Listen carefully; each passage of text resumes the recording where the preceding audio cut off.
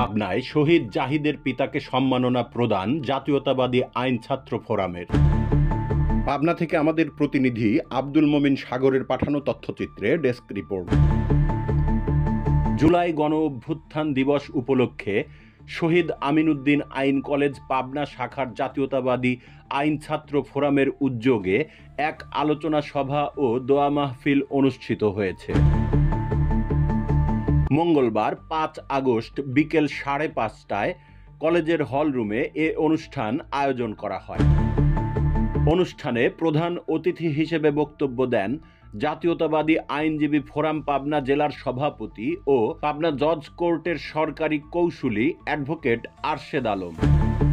সভাপতিত্ব ও স্বাগত বক্তব্য দেন কলেজ শাখার আহ্বায়ক সাইদুল ইসলাম বাপ্পি। প্রধান আলোচক হিসেবে বক্তব্য দেন শহীদ আমিনউদ্দিন আইন কলেজের ভারপ্রাপ্ত অধ্যক্ষ অ্যাডভোকেট আজিজুল হক। প্রধান বক্তা হিসেবে বক্তব্য দেন জাতীয়তাবাদী আইন ছাত্র ফোরামের পাবনা জেলার সদস্য সচিব এস.কে. নুরুজ্জামান সাগর।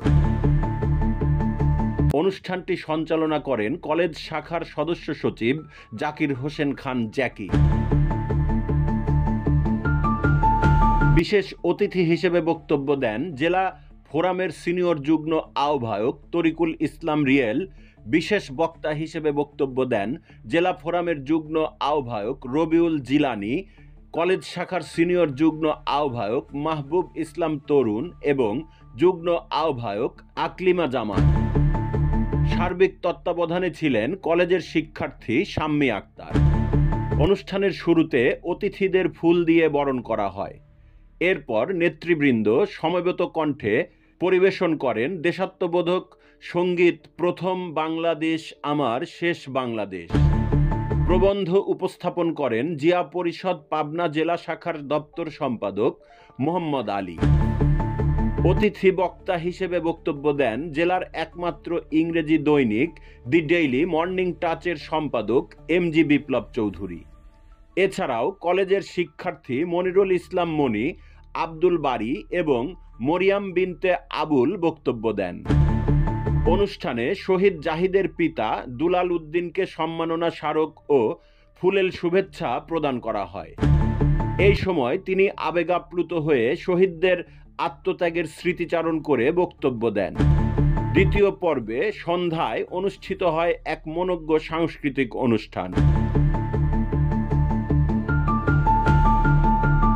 বিশেষভাবে উপস্থিত ছিলেন এম মনসুর আলী কলেজের ভূগোল ও পরিবেশ বিভাগের চেয়ারম্যান ডক্টর আল আমিন।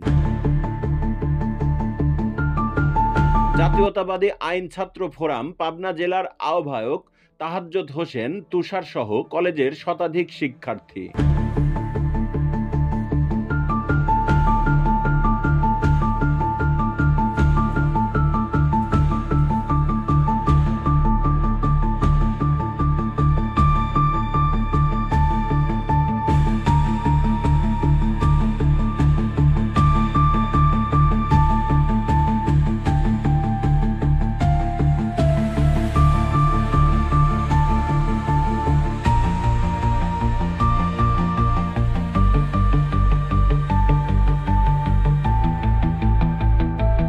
অনুষ্ঠানের শুরুতে পবিত্র কুরআন থেকে তিলাওয়াত করেন শিক্ষার্থী ফারুক হোসেন এবং শেষে সমাপনী দোয়া পরিচালনা করেন কলেজের শিক্ষক অ্যাডভোকেট বোরহান উদ্দিন।